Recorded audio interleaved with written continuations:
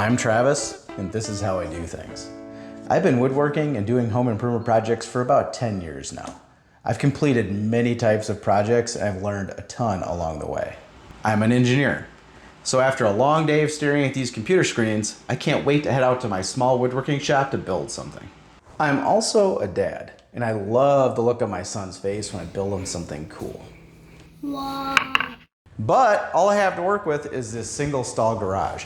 And at the end of the day, I still gotta park my car in here. So I'm always looking for ways to maximize my minimal amount of space. If you're just starting out in woodworking or home improvement and you're trying to tackle a project but you're not sure if you can do it, well, I'm here to tell you that I was in your shoes once and you can do it, and I'm gonna show you how. And if you have a minimal amount of space like me, don't let that stop you. Many of my videos are catered to people just like you. On my channel, I'm going to show you how to do all types of projects. I'm also going to give you a lot of valuable tips along the way, show you what type of tools you need and how to use them. I have tons of videos to guide you on your journey. I also have a website with woodworking plans and helpful blogs. And if any of this sounds interesting to you, subscribe to my channel, watch some of my videos, and let me help you reach your full potential. We'll see ya.